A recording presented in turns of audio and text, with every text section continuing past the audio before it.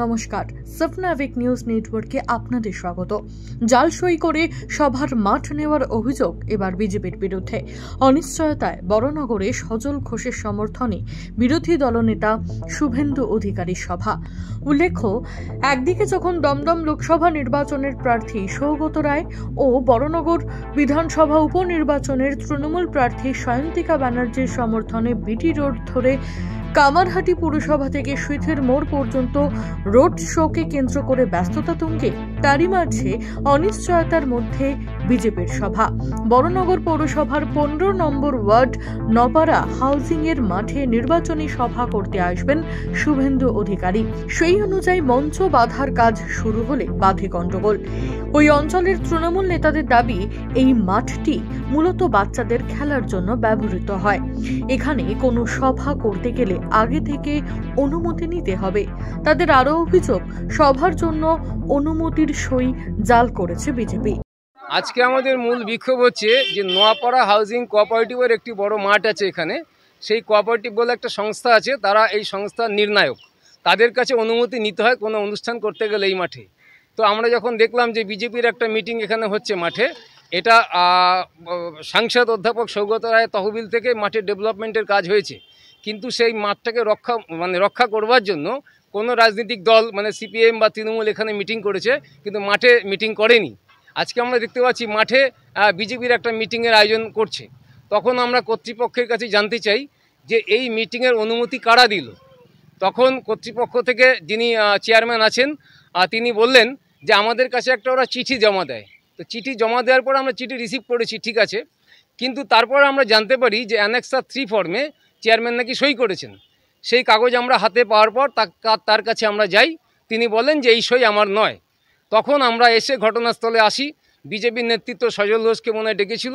আমরা সজল ঘোষের সঙ্গে কথা বলি। কথা বলার পর ওনাকে অনুরোধ করি যে 2জন লোক আমাদের সঙ্গে চলুন সেই আধিকারিকের বাড়িতে। তো 2জন লোক গিয়েছিল। সেখানে যে কথোপকথন সবটাই ভিডিও রেকর্ডিং করেছে, তাতে করে দেখা যাচ্ছে মূলত জাল সই, সই জাল করে মিটিংয়ের অনুমতি আদায় করেছে। এটা আমরা কোনো মতেই সমর্থন করি না, 1 নম্বর।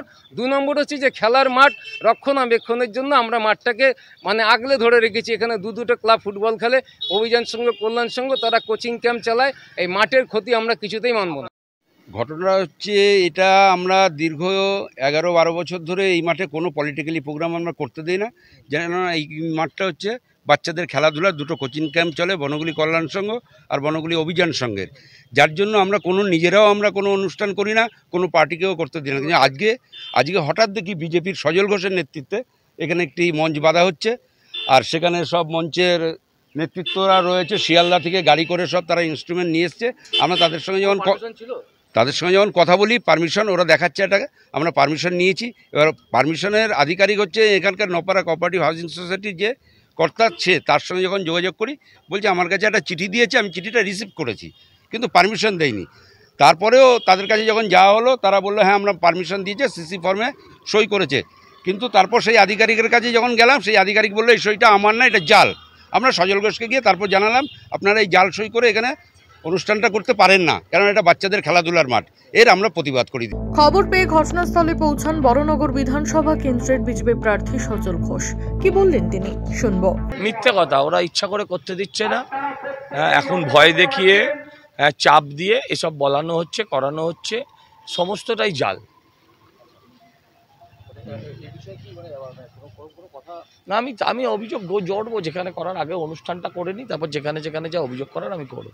এ তো প্রথম থেকেই হচ্ছে, যেখানেই মিটিং করতে হচ্ছে সেখানেই তো ডিস্টারবেন্স আছে না। যেখানেই আমরা মিটিং করছি সেখানেই কোনো না কোনো সমস্যা হচ্ছে। ঘটনাকে কেন্দ্র করে চাঞ্চল্য ছড়াতেই পরিস্থিতি নিয়ন্ত্রণে আনতে ঘটনাস্থলে পৌঁছায় বড়নগর থানার পুলিশ। রাজা দে, সফনাভিক নিউজ, বড়নগর। সমস্ত খবরের আপডেট পেতে লাইক করে সাবস্ক্রাইব করুন সফনাভিক নিউজ। সেই সঙ্গে বেল বাটন প্রেস করতে ভুলবেন না। আপনাদের একটা সাবস্ক্রিপশন আমাদের জন্য অত্যন্ত মূল্যবান। জয় হিন্দ।